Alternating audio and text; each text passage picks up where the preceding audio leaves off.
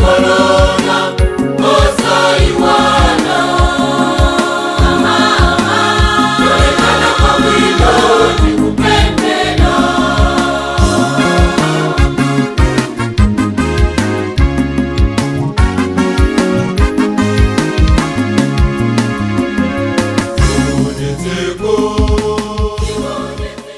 Dzina la Tati ndi la Mwana ndi la Mzimu Woyera. Amen. Ndikulandireni abale ndi alongo pano pa Tiyankhule na Ambuye. Lero ndi lachisanu pa 7 Oktoba chaka cha 2022. Pa 7 Oktoba mayi wathu Eklesia timakondwerera, timakumbukira, timalemekeza Mayi Maria a Korona, Our Lady of the Holy Rosary. Mayi Maria mmoyo mwathu ngati Khristu, mmoyo mwathu ngati Akatolika, mmoyo mwathu ngati ansembe, mmoyo mwathu tonsefe okhulupirira osakhulupirira ali ndi gawo lalikulu limene amatithandiza kuti tifike pafupi ndi Yesu Khristu. Chaka cha lero cha Amayi Maria a Korona chimangotionetsa kuti kudzera mwa Amayi Maria chimafika mwa Yesu. Mapemphero awo, uneneri wawo, kutiperekeza kwawo, kutimvetsetsa kwawo umatithandiza kuti tipatane ndi Yesu Khristu. Tisamatengeke nthawi zonse pamene tikukamba za Amayi Maria, ziphunzitso zolakwika, anthu amene samamvetsa za Baibulo, anthu amene samazindikira chimene Akatolika timanena. Tekesekani kupatana ndi Yesu Khristu kudzera mwa Amayi Maria. Mawu oyamba akuchokera mkalata ya Paulo ya Galatiya yomwe takhala tikuona mutu wa 3 ndi 7 kulekeza 14. Amene akutiwerengera mawu oyamba ndi Apostolant Dorika Masamba a Our Lady of Amersfoort, Stella Maris Chimwemwe Formation House mu Archdiocese ya Blantyre. Ndipo salimo yathu ya tsiku la lero, salimo 111, ikutionetsa poyera kuti chauta amakumbukira chipangano chake nthawi zonse. Mthenga wabwino ndi monga adalembera Luka mutu wa 11 ndi 15 kulekeza 26. Ndipo amene akutiwerengera mthenga wabwino komanso kutigawira mawu ndi Father Francis Damaseke kuchokera ku Episcopal Conference of Malawi, ACM. Tiyeni abale ndi alongo tisinkhesinkhe limodzi. Mawu a m'buku loyera. Mawu oyamba. Mawu a mkalata ya Paulo oyera kwa Agalatiya. Agalatiya mutu 3 ndi 7 kulekeza 14. Muzindikire tsono kuti ndi anthu amene amakhulupirira omwe ali ana enieni a Abrahamu.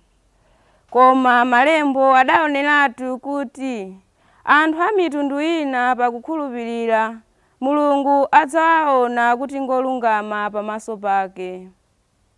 N'chifukwa chake malembowo adawawuziratu Abrahamu uthenga wabwinowu wakuti mwa iwe Mulungu adzadalitsa anthu a mitundu yonse. Abrahamu adakhulupirira ndipo Mulungu adamdalitsa. Motero pamodzi ndi Abrahamuyo Mulungu amadalitsanso onse okhulupirira. Onse amene amadalira ntchito za malamulo ndi otembereredwa. Paja malembo akuti ndi otembereredwa aliyense amene satsata zonse zolembedwa m'buku la malamulo. Komatu nchodziwikiratu kuti palibe munthu amene angapezeke kuti ngolungama pamaso pa Mulungu pakuchita ntchito zolamulidwa ndi malamulo. Paja malembo akuti munthu amene ali olungama pamaso pa Mulungu pakukhulupirira adzakhaladi ndi moyo. Koma malamulo akusiyana ndi chikhulupiriro chifukwa malembo akuti munthu amene amachita zonse zolamulidwa ndi malamulo adzakhaladi ndi moyo pakutero. Khristu adatiwombola ku temberero la malamulo pakusanduka otembereredwa m'malo mwathu. Paja malembo akuti, ndi wotembereredwa aliyense wopachikidwa pa mtengo. Khristu adachita zimenezi kuti dalitso limene Mulungu adatilonjeza Abrahamu lipatsidwe kwa anthu a mitundu yonse kudzera mwa Khristu Yesu, ndipo kuti pakukhulupirira tilandire Mzimu Woyera amene Mulungu adatilonjeza. Mawu a Ambuye. Tithokoze Mulungu. Ambuye akhale nanu. Mawu a Uthenga Wabwino monga adalembera Luka oyera. Ulemu kwa inu Ambuye. Mutu wa 11 ndime ya 14 kulekeza 26. Tsiku lina Yesu ankatulutsa mzimu woyipa oletsa munthu kuyankhula. Mzimuwo utatuluka, munthu amene analosa yankhulayo adayamba kuyankhula, mwakuti anthu ambirimbiri amene anali pamenepo adazizwa kwa basi. Koma ena mwa iwo adati mphamvu zimene iyeyo amatulutsira mizimu yoyipazi nzochokera kwa Beelzebulu, mkulu wa mizimu yoyipayo. Enanso pofuna kumuyesa adampempha kuti awaonetse chizindikiro chozizwitsa chochokera kumwamba. Koma Yesu adadziwa maganizo awo, motero adawawuza kuti anthu a ufumu uliwonse akamba kuwukirana, ufumuwo kutha kwake nkomweko, ndipo ambanja akamba kukangana, banjalo limapasuka. Tsono ngati anthu a mu ufumu wa Satana ayamba kuwukirana, Satanayo ufumu wake ungalimbe bwanji? Paja inu mukuti ine ndimatulutsa mizimu yoyipa ndi mphamvu za Beelzebulu. Ngati ineyo ndimatulutsa mizimu yoyipa ndi mphamvu za Beelzebulu, nanga ophunzira anu amayitulutsa ndi mphamvu yayani? N'chifukwa chake ophunzira anu omwewo ndi amene adzakweruzani kuti ndinolakwa. Koma ngati ine ndimatulutsa mizimu yoyipa ndi mphamvu za Mulungu, ndiye kuti Mulungu wayamba kukhazikitsa ufumu wake pakati panu. Munthu wamphamvu akamalonda nyumba yake ali ndi zida za nkhondo, katundu wake amakhala pabwino. Koma pakabwera wina wamphamvu zoposa namgonjetsa, amalanda zida zimene ankazidalirazo, nkugawagawa katundu amene walandayo. Munthu osamvera ine ndiye kuti ngotsutsana nane, ndipo osandithandiza kusonkhanitsa ndiye kuti ameneyo ngomwaza. Mzimu woyipa ukatuluka mwa munthu umakanendayenda kumalo opanda madzi kufunafuna malo opumulirako. Ndipo ukapanda kuwapeza umati ndibwerera ku nyumba kwanga komwe ndidali kale. Tsono ukafika umampeza nyumba muja muli mosesa bwino. Pamenepo umakatenga mizimu ina isanu ndi iwiri yoyipa koposa iwo, kenaka yonse imalowa nkukhazikika m'menemo. Choncho mkhalidwe wotsiriza wa munthu uja umayipa koposa mkhalidwe wake oyamba uja. Mthenga wa Ambuye. Ulemu kwa inu Ambuye Yesu Khristu. Tikunena kuti chaka cha tsiku la lero ndi chofunikira. Amayi Mariya a Korona amene amatithandiza tikumbukire kuti tili mwezi opemphera Korona. Ndipo mbiri imanena kuti Chikhristu chayenda madera osiyanasiyana. Nzaka za ma 1200, 1220 kupita uko, kunabwera gulu lina la anthu limene limafuna kuti liziphunzitsa chiphunzitso chabodza, amati Albigensian heresy, amene amanena kuti chinthu chonse chopangidwa kuchokera kuka zinthu zimene timazikhudza ndi manja, material things, ndi za usatana. Choncho amanena kuti popeza kuti Yesu Khristu anabadwa mwa Amayi Mariya amene ndi munthu, amene ndi zinthu zopangidwa ndi manja, ndiye kuti sangakhale ndi umunthu wake ayi, anali mwana wa Mulungu basi, amanalibe umunthu, kapena anali munthu koma asakhale Mulungu. Mutha kuona kuti chiphunzitso chimenecho cha Albigensian chimakana umunthu wa Yesu Khristu. Pamene akukana umunthu wa Yesu Khristu ndi chapafupi kukananso umulungu wa Yesu Khristu. Chifukwa timanena kuti Yesu Khristu anali munthu komanso anali Mulungu pamodzi. Tikuyambira ukukudala chifukwa chonena kuti Dominic Oyera anagwiritsa ntchito mapemphero a Amayi Mariya kumalalikira anthu, kuwaphunzitsa anthu za Mulungu kuti alimbane ndi chiphunzitso chimenecho, kupambana nkhondo ya uzimu pogwiritsa ntchito mapemphero a Korona, mapemphero a Mayi Mariya. Koma chaka cha tsiku la lero timamva kuti mu zaka za 1571 to be precise, tsiku ngati la lero pa 7 October kunali nkhondo yayikulu pakati pa Turks motsogozedwa ndi Ottoman amene amafuna atasalaza anthu achakuteke uko, amafuna chikhristu chitatheratu. Ndiye timamva kuti kudapangidwa amene amati the League of Christians, the Holy League. Maiko ngati France, Germany, Italy anakhala pamodzi nkunena kuti chikhristu tikachita chibwana chimenechi ndithu chitha chonse tikuona. So anapanga amene amati ma crusades osiyanasiyana kuti azilimbana ndi anthu amene amafuna chikhristu chitatheratu. Ndiye kunali nkhondo zosiyanasiyana.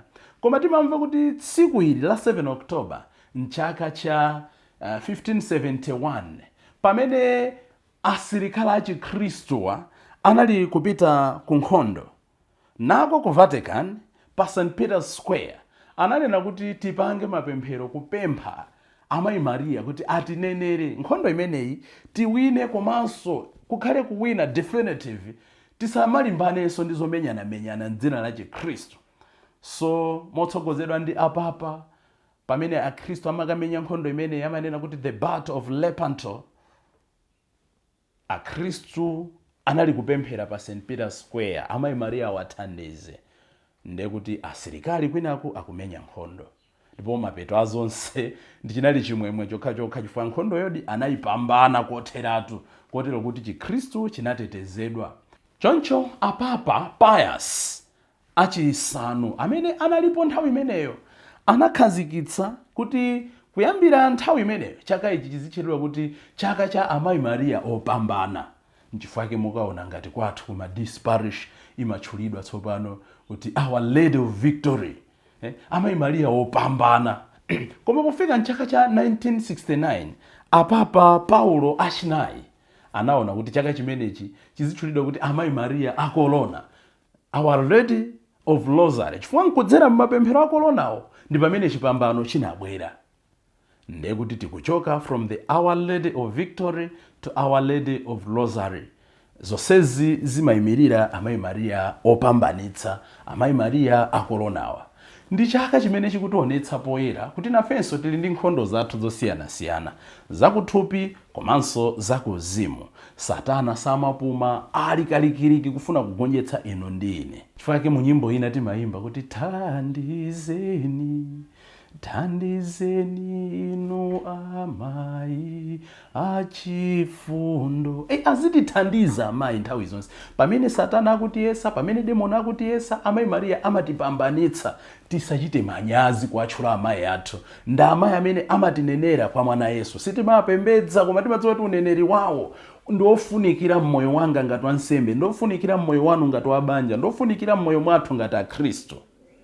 Muthenga wabwino Ambuye Yesu tsiku la lero akuti akudabwa kuti pamene akuchita zabwino anthu ena akunena kuti ameneyo amachita zimenezi ndi mphamvu ya Beelzebul. Tisabwerere mbuyo, ife amene timati tikachita zabwino anthu amatikambira zoyipa, ife amene timati tikachita zabwino anthu amatitchula mayina osiyanasiyana. Tisayiwale sagenda mu mtengo mopanda mango. Munthu amene akunkambakamba adziwe kuti mwa iye muli zabwino zimene ena amasilira zitakhala zawo, osabwerera mbuyo. Ambuye Yesu sadanene kuti ine ndikuchitirani zabwino, ndikuchiritsirani abale anu, muzinena kuti ndinogwidwa ndi mizimu oyipa. Mchichewa cha masiku anamanena kuti ndizituluka ndizisiya. Ayi, anangolifusafusa ndengati ndimatulutsa ndi mizimu yoyipa, abale anu, ophunzira anu amatulutsa m'dzina la ndani? Sanamuyankhe mpang'ono pomwe. Nthawi zambiri timagonjetsa choyipa popitiriza kuchita zabwino, osatopa pochita zabwino. Ambuye Yesu sakubwerera mbuyo chifukwa cha zokambakamba za anthu amene akungofuna kuabwerezetsa mbuyo kuti asapite patsogolo ndi utumiki wawo. Kenaka ndimafuna pali chinthu china chimene tisamale kwambiri ngati akhristu, nkhani ya mirakuli, nkhani ya zozizwitsa. Akuti anthu ena adabwera kuti Ambuye Yesu awapangire chozizwitsa. Nde Yesu sadapangire chozizwitsa chifukwa kuti adadziwa kuti amamuyesa. Mirakuli abale imachitika mwakufuna kwake kwa Mulungu. Mirakuli is not a justification kuti munthu ndopemphera kwambiri. Miracle is not a justification kuti munthu ndi wauzimu kwambiri. Miracle is not a justification kuti ifeyo ndetili ndi mphamvu zenizeni. Ayi. Miracle izingochitika kuti Mulungu wakuonda kuti zikhale motero. Ambuye Yesu nthawi zonse pamene anapemphedwa kuti achite chozizwitsa, palibe ndi pamodzi pomwe pamene timamva m'malemba oyera atapemphedwa adachita chozizwitsa. Tachuluka akhristu ambiri tikuyendera chikhristu cha zozizwitsa. Apulo akuti amatha kupemphera chifukwa amachita zozizwitsa. Abusa akuti ndi abusa abwino chifukwa amatha kuchita zozizwitsa. Ayi. Satana nayenso ndi mizimu yake amatha kupanga perform miracles. Not all miracles are divinely inspired, are divinely oriented. Sima mirakuli onse amene amationetsa ulemerero ndi ukulu wa Mulungu. We should be very careful. Mukawerenge zimene adachita Anaskeva, mukawerenga ntchito za atumwi 19 ndi 11. Mukaona kuti nawonso amafuna zichita zozizwitsa m'dzina la Paulo, m'dzina la Khristu, pogwiritsa mphamvu zina zinaonekera poyera. Ambuye Yesu lero kunena kuti amene sakundithandiza kusonkhanitsa, amene yongomwaza, amene akutsutsana nafe, amene sali mbali yathu, amene sakuvomerezana ndi ine, amene ndotsutsana nane. Tiphunzire lero kukhala mbali yosonkhanitsa, kukhala ndi gawo lodzetsa umodzi m'Chikhristu chathu. Tapemphe Amayi Maria amene anapambanitsa mpingo ku nkhondo ya ku Lepanto imene mafuna kuononga Chikhristu azitinenera. Poyamba tikhale ndi Chikhristu cholimba, kachiwiri tisamatekeseke ena akamakamba zoyipa za ife. Chachitatu atithandize kuti nkhondo zosiyanasiyana zimene timakumana nazo popatana ndiwo Amayi Maria tiyesetse kuyanjana ndi Yesu Khristu mwini. Amayi Maria a Korona tipempherereni. Tiyeni nthawi zonse tikonde kupemphera Korona, mozindikira zimene tikunena, mozindikira zimene tikuchita. Potero tipatana ndi Yesu Khristu amene adanena kuti amayi nawa ana anu. Pomunena Yohane kuti nayu mwana wanu, adanenera Tosefe kuti nawa ana anu. Ndipo ife adatipatsa Amayi Maria ngati mayi wathu. Yohane 19 ndime za 25, 26, 27, 28. Amayi nawa ana anu. Ana nawa amayi anu. Tilephereranji kumanyadira Amayi Maria lero? Ino Amayi Maria a Korona tipempherereni ife tsopano ndi pa nthawi zosatha. M'dzina la Atate ndi la Mwana ndi la Mzimu Woyera. Amen. Chikondetseko, chipemphere Korona.